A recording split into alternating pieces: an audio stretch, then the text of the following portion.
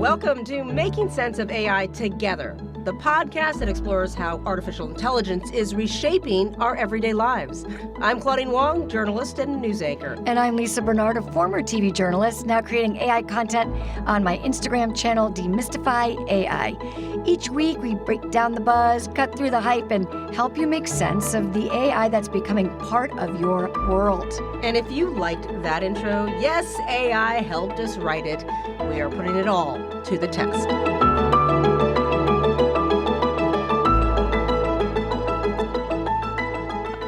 All right, welcome everyone. Thanks for joining us. All right, in this podcast, we are going to talk about Burning Man.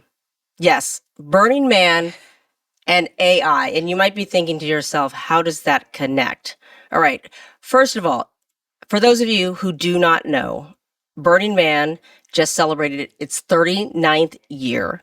Started back in 1986, and it's a San Francisco connection. So, 1986, San Francisco, a guy named Larry Harvey and his friend Jerry James, they put together this wooden figure. They drag it down to Baker Beach in San Francisco. It's the summer solstice. They lit it on fire, and they watched it burn. And some people came down there, and they're like, oh, hey, what's going on? And they watched it burn. That was as simple as it was in 1986. Right. So now 39 years later, it moved to Black Rock Desert in Nevada. It's about 9 days and even longer for those who build the art. It's gotten bigger. It's gotten bigger. 70,000 people. And what happens is there's absolutely nothing there. We all arrive, erect this city, highly functional city for a week, and then take it all down and back to nothing. 70,000 humans. And you'll notice that Lisa said, we all arrive. And that's because Lisa is a seven-year veteran of the event. I've never been.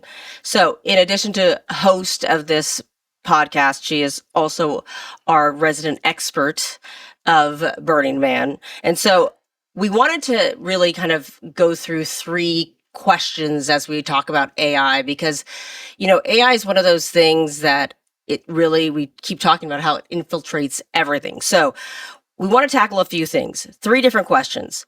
This experience of Burning Man, which really kind of seems so kind of as nitty gritty as you can get back to the basics. How does it connect or how does it not connect to AI? Does AI belong in this space at all? Because that really has been discussed this year, especially. And thirdly, is AI connecting more people or disconnecting more people from this event? So is it driving people away, maybe even younger people, or is it bringing people together? So those are the three kind of areas we're going to hit in this discussion, because I think it's all really relevant. So we're going to hit those. But okay, let's bring it back though a little bit to kind of Burning Man. And I really want to give people an idea of what the idea is behind Burning Man, because I think for those of us on the outside who have not attended this event, because it's in its 39th year, if you haven't kind of been or understand what it is to go to Burning Man, it just kind of seems like this wild event that people kind of go and disappear into the desert. And what we hear on the outside, especially this year, you hear about the weather, you hear about kind of the craziness, you hear this year there was a woman who had a baby at Burning Man. There's actually a homicide investigation at Burning Man. There were gates that closed. And then, I mean, you hear about all these other things, but there's all these things that happen at Burning Man. It's a service related event. It's about exchanging. What is the whole point of going? Why do you keep going? Okay, so let me just give it to you. So it's this amazing community that is created, as I said, in the middle of complete abandon, in the middle of nowhere. And there are principles of the event, which include things like radical self-reliance. You have to bring all your own water. I bring in 10 gallons of water, your own tent, food, headlamp, dust mask, everything you would possibly need to be self-reliant. So you don't have to lean on anyone. But there's this incredible culture of generosity. So everybody does help. And there's a gifting culture. So no money exchanges any hands there. There is no money there. The only thing you can buy is ice. And you can buy a bag of ice for $12. But otherwise, everything is gifting. There's nothing corporate, no corporate logos. And so I'll carry around extra chapsticks. And if you see someone, you're like, would you like a chapstick? Or someone gifts you a popsicle. Usually it's boiling hot, like 95, 100, 103 degrees. So out of nowhere, someone appears on a bicycle with a popsicle for you, and it's the greatest thing ever. So radical self-reliance, radical inclusion, which means you just accept everybody, which we'll get back to later. It's a little bit interesting with the judginess over AI. It's supposed to be radical inclusion. And self-expression. It's a really creative event. Everybody is a piece of art. You decorate your bike with lights. What they wear. There are art cars and massive sculptures of art in the middle of the desert. So the creativity is what I find super exciting and stimulating. And so that to me, that's what it is. It's a generosity. It's art, and it also is this sort of survival aspect is something I really enjoy. And this year, we really were tested by Mother Nature with massive dust storms, 45-mile-per-hour winds, rain, which has happened once before, very unusual. Then more rain, then more dust. So the elements are a huge part of being prepared. And it has grown into this. I know this is the one event annually that they hold, but I have family members who go. I actually have a cousin who met his wife at Burning Man. They got married when they hold little events throughout the year, and they're communities within communities. I know people go with the same group every year, and they're like mini campsites within the larger city that is built. Right. And they have said when weather events come, they're like, well, we have everything that we need, so we can just lock it down, and they're not concerned about it. It's usually the first timers that get really kind of stuck in the space because they didn't know what to bring. Yes, and everyone would pretty much help them. I mean, it's more the outside world, as you said, initially, that thinks it's kind of crazy and it gets all worked up about, oh, there's rain, or oh, there's this. But we, by definition, are there with enough food, enough water to survive.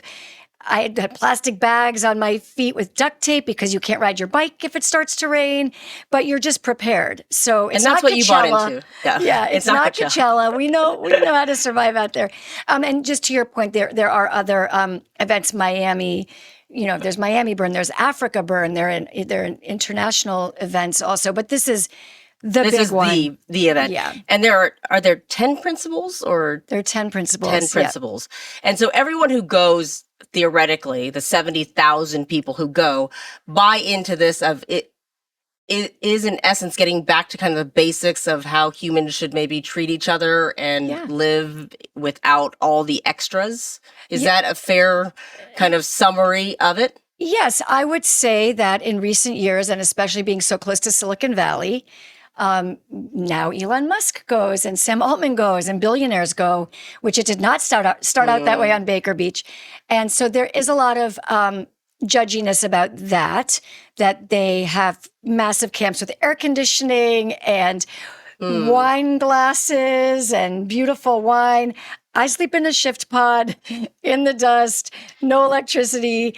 But it has, evolved where more people come. But one would argue, great, let them see it. Let them see this culture of love and help and generosity as they create the tech that disrupts our society. I don't think it's a negative. But is there a rule that you can't use tech? No. No. So there's no rule that you can't use anything. You just can't pay for anything, and you can't charge anyone for anything. Right. So I will say initially when I started going 9 years ago, there was absolutely no cell service at all. And so I'd have to say goodbye to my family and say, I'm going to be safe. Don't worry about me, but I probably can't communicate with you for 6 days. And it was so liberating and wonderful to not get pinged all the time, Now there's Starlink. So there is Wi-Fi in many places there. There is more and more tech coming in. And I do think it has changed the experience a little bit to be able to be in touch. But that's life. I mean, it is. I had to put my phone on airplane mode because I really didn't want to get a lot of notifications, and they come in anyway. Yeah. And then it's kind of hard not to look at it. And so that's just the evolution of it. So has AI worked its way into the space? So let's get back to our questions of, does it connect with AI? Does it mess with the principles, I guess, the 10 principles that people sign up for and people who've long come, I imagine, and like, I guess you mentioned the billionaires who are now coming. What is the makeup of the people at Burning Man? I am not, I've I only mean, seen I, what I know I've you don't know seen. all Right, 70,000 people right. who are going, so I would say that it's generally, I mean, we saw some of the statistics on, yeah, what the salaries are and such, but it's generally much more modest. The billionaires are definitely outliers, and it's really a lot of just artists and creatives and people yeah. who really just enjoy um, sort of this freedom and this self-expression is a big part of it. Hmm. So people just feel comfortable being free and having conversations with strangers and learning and growing. And so AI, I was curious this year to see how that would impact it. And I would say that there was much more AI this year than a year ago. And so that was sort of interesting for me to see. I filmed some videos in there for my Demystify AI with the goal of showing people would I find AI inside. And there was more. In what form? Like, how did you spot it? Okay, so there are six art pieces that have fully embraced AI. And again, it goes to that sort of should we embrace it? Should we reject it? Is the purification of it to, exclude all technology? But I don't think that's realistic. I just think that we're living in the world we're living in, and it's a reflection of that. So the artists who embraced AI sort of had this philosophy that it's part of society. Artists reflect society. Art is disruptive. Art will have civil rights expressions, whatever's happening in the decades of the artist, that is what they express. And so I think this is a reflection of AI is here. So for example, at the actual Man, which is, probably the biggest installation because everybody goes and visits the Man, which is the wooden effigy before they burn it, there were 3 AI elements to the installation. So one was called Sun, and it was this beautiful wooden little monkey who was sort of sitting there meditative, and it stood for Sentient Advocate of Nature. And you would speak to this computer screen and ask it a question, and it would respond as nature would. And so that was AI. Then there was a robot arm that was creating art, responding to the voices and the noises it would hear. And then there was an emo robot, they called it, which sort of mirrored the emotions of the person sitting in front of it, and it was an empath. So going back to learn a little bit more about the artists that created these things, they really want to explore the human connection and relationship with art. So there are these 3 others. One takes a photo of you and spits out a poem. So instead of getting the image like a Polaroid, it was a poem. One was collecting Burning Man stories. They want to collect 4,000 or 5,000 to put in a large language model and try to get to the essence of it. Are there stories that are repetitive that people are learning from the experience? And then another one that also was sort of you speak and it responds. So I think what these artists who embraced AI were saying is it is an interactive experience. You climb on the art. They're massive pieces. You climb up there. There's a slide. You slide down some of them. What is it like to have emotional interactions with the art? Well, in the stories, trying to gather those stories, if someone was doing that without AI, it would take a long time. Right. And to find the patterns. Yes. They were looking for the patterns. If people felt the same way in a certain time, and what does that tell us about humans? What does that tell us about society? So again, those people were really embracing it and saying, I'm an artist. I want to explore the human experience in relation to AI. But there are people who are critical. Yeah, the idea came from a human. Right. The analysis comes from AI. Right. right? And they would say it's a paintbrush. It's an additional Mhm. paintbrush for them to explore again, because if art is going to move us, then we should mirror what's happening at Yeah. this time. So that answers the first question. Yes, definitely. AI is in Burning Man space. From last year to this year, is that a growth from what Yes. was last year to this I'd say year? significant growth, especially the fact that the organizers put it in the installation of the man was a pretty big statement, I Yes. think. And last year there was nothing. Well, I can't say I saw every single Yeah. thing last year, but But not so prominent. it wasn't so prominent. And And that's a definite it was a big- intentional yes. decision. Yes, there was a leap. And I would say there were more conversations this year about AI. Part of it could be that I Yes. provoked the conversation Yes. because I'm so interested in it. But people were talking about using AI for a recipe to feed hundreds of people in their camp. They were trying to do math conversions using AI, to write the blurb in the little brochure about, your camp. A coder was saying he was using it. So I think that it is trickling in there as we have observed it trickling in, out here. And I imagine people probably ask ChatGPT, what should I bring to Burning Man? Anything I'm forgetting? What's the Right. coolest thing I need to bring, or what Right. might I have forgotten? Right. But mean- back to, does it belong there? Is it there? There was Yeah. a lot that you just had to do with your hands. I had to build my camp in the wind. And that was also really refreshing to be away from tech and to be really present with the weather and the hand, using your hands with a drill. I found that really refreshing. Well, this goes to the question of, is it replacing or is it just adding? Right. Does it ruin the experience, or is it just part of the experience, and can we live in conjunction with it, or does it change it completely? I mean, I found this open letter on Reddit, Mhm. and it was an open letter that said, by signing this letter, I agree that generative AI has no place in Burning Man communities or Burning Man art. And this person had posted it because they adamantly denounced the use of generative AI in the creation of art in all forms. It was interesting because they obviously do not like it. One of the reasons is because they said that AI uses stolen artwork, stolen experiences, stolen creativity, and stolen passion because it absorbs intellectual property. And I think that is Yes.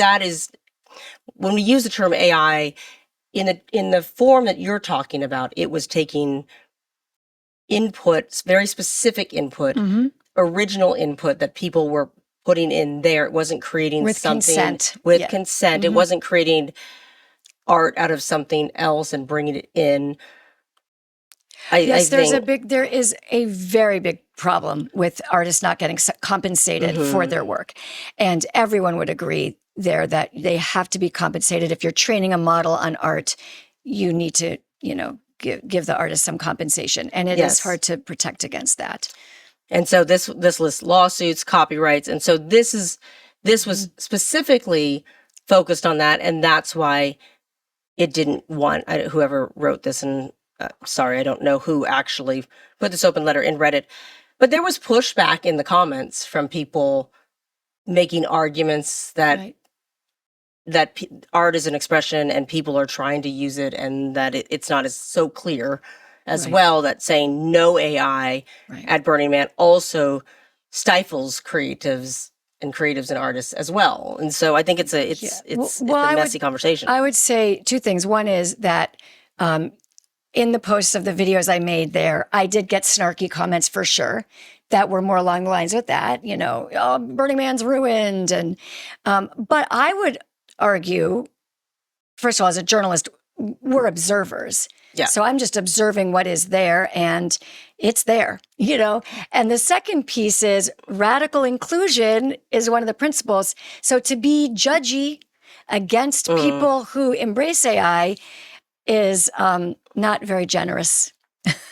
Right. Just don't go to those art pieces if it really bothers you. Right. Well, radical inclusion means no, like I looked it up because I had to read all the Yes. principles, and it says anyone. Yeah. No Anyone should. prerequisites exist. But I think that's difficult, right? if you don't understand it, you don't like it, it's really, Well, I'm just saying that they shouldn't judge others who want to bring an art piece there with AI and are exploring the future. It's the present and it's the future. And artists, again, are on the cutting edge with the pulse of the culture. Art is an expression, of what they're feeling. I think they're entitled and should explore it.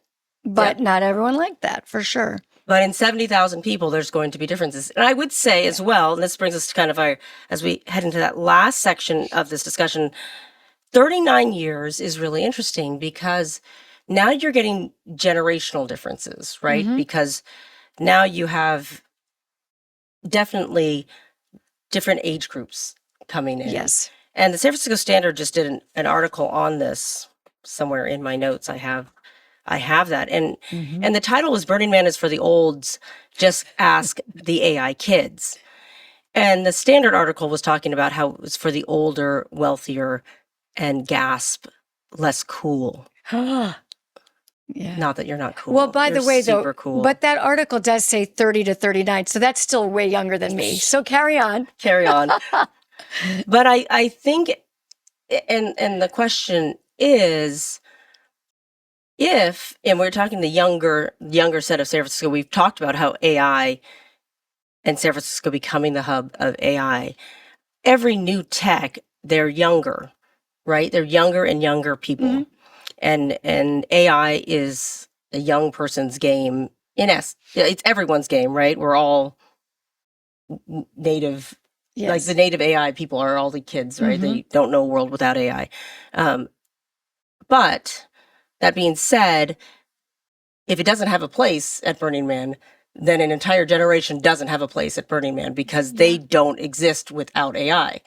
And so I wonder, in terms of the relevance of this festival as it ages, is it something that if you don't allow into the space AI, do you not allow a group of people also into a space? Right. I don't think they'd ever not allow. Well, obviously it was yeah. at the Man, so it's there, I but don't think there would ever be big statements like, that it's, you would not allow it. I also think personally, again, only from my experience, it's changing are- though. there are a lot of young people who are very happy to not use AI for a week Yeah. and not use their phones. I feel like I was probably on my phone more than the younger people in my camp were because they probably thought it was really nice to unplug. I was doing work. Yeah. So I was sort of on my phone more than them. I think also it is really, really international. I was really struck by that this time. My camp next door was from France, Switzerland. I mean, you heard foreign languages everywhere and people from all over. So it didn't feel very Bay Area to me compared to maybe even to past years. I would say it depends what people go for, but it is a nice way to unplug and it Yeah. is a nice way to leave behind the pressures. I know that article suggested that startups are working so hard, so many Yes. hours a day, 6 days a week, that they don't have time to leave and go frolic in the desert. That could be so, and maybe it's just not of interest to them. Yeah. I don't want to mischaracterize the yeah. article that says it wasn't just because AI is not there, they're not there. There were a lot of Yeah. other factors that were listed in Right. terms of income and Right, we could- 996. They're working 9 to 9, That's 6 days right. a week, and it's just maybe not part of their culture. Yeah. And who knows what the reason is. And there were a lot of factors listed in that Standard article. But I wonder because decades later it has obviously grown. It is obviously a big part of many people's culture, but it's just an interesting thing to think about as it grows. It isn't. I've always seen it as kind of an unplugging. Yes. Well, it was interesting. I did go to, there's a DMV there, which is the Department of Mutant Vehicles. Oh, And the art cars, the giant art cars have to Yes. register to get a permit to drive safely. And I asked them, are you using AI in any way? And the official head of the thing, the tech guy wasn't there, so they didn't feel comfortable giving me a solid answer, but they said they don't think they're using AI. And then they said, but we use Salesforce. And I thought, well, Salesforce uses AI. Mhm. And just to organize the tens of thousands of art cars and people and camp location and placement and ice, you'd be crazy not to use AI. Yeah. I can't confirm they did use it, but I'm just saying that, it is starting to make life easier for logistical things like that, for organizational charts. Why not use it to make your life easier? But I don't know if they did or didn't. Maybe next year. Well, it's an interesting thing. I mean, I think this goes back to when I hear you say that and I hear people, I don't even know if we know when we're using it sometimes. Right. And I think that also because we don't know, there's like the bad use of AI and there's the good use of AI and there's the, should we use it here and should we not use it here? And of course, if logistically you can make it smoother for everybody, Right. people would say, yes, you should use it there. Right. But if you're going to steal someone's art, they would say, don't use it there. Right. And so it goes back to what we keep saying, that we have to understand it more to say, okay, if we understand it more, then maybe we could understand where we're supposed to use it and how we should use it. If we completely push it away, then we can't do any of that.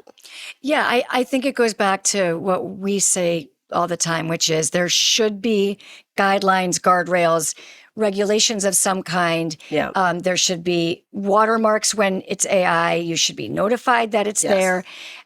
And I do have real concerns that the elected officials are not moving fast enough, that, there's these formations of ethical boards, and we need more of that. The companies need to be clearly ethical about it. And I do worry, same as social media, where social media went off the rails with no regulations and no stop signs. I worry that we need to not make the same mistake twice with AI. But do you feel like we are? Yeah, I feel Yeah. like there's not enough regulation. I mean, Congress has sat on it, hasn't done much. Biden had an executive order, and then, President Trump got rid of that one. And Well, sort it's of this whole is dabbling argument, in it. right? If And you deregulate it, you don't lose the AI race. that's right. The economy needs it. California's economy, doesn't want to lose out on AI. So it's tricky, but I do believe we do need more guidelines and more moral clarity on it. But within that realm, it can be very exciting, and I'm optimistic about But it. don't you think if it's in Burning Man is that base, the base. If it can get into Burning Man, It's coming. It's it can here. get into anywhere. Yes. Because that's the campsite. That's the ground zero. If you're in the desert, Right. at the place where everyone gets rid of kind of everything, Right. Yeah. then and finds relevance there, well, then I guess it can find relevance Right. anywhere. And it didn't ruin your experience. Oh, did it? no. And Yeah. again, I look at Burning Man as this just creative place. And if creatives are embracing it, they're not often big capitalists, and Yeah. they're often just the best of the best. And if they are okay with it, then I'm okay with it. But if they took everything that you saw of AI away from Burning Man, if all that AI that you saw was gone, Oh, it'd be fine. It wasn't that fine. much. yeah. I bet next year there'll be even more. Yeah, no, Does it need it? no. Yeah. I would say it doesn't need it. I would say that it was deliberately provocative. I think those pieces deliberately want to understand how humans react with technology, interact with technology. I think it wasn't coincidental pieces that used AI. It was very much to explore humanity with AI. Okay. So That seems fair. It's a choice. it was an artistic choice. This is how it should be. Mhm. You don't need it. You can choose. Right. Well, it wasn't making anyone's life easier. That wasn't the Yeah. intent of these pieces. It was, again, exploring interaction. We out here use it to make our lives a little easier, like find an answer quicker, Yeah. write something better. I didn't see that there. Unless it was logistics at the DMV. Right. Logistics, right. And the recipe conversions. But generally, But the also, if highlights you were the didn't art have pieces. it, I think those people could have figured it out. They'd use a anyway. calculator. They'd use a calculator. They would still eat. They would still drink. Yes. All right. All right. There you have it. There you have it. Thanks for listening. We solved all things. All right. We'll see you Thank you. next See you time. next time. Thanks for listening. See ya.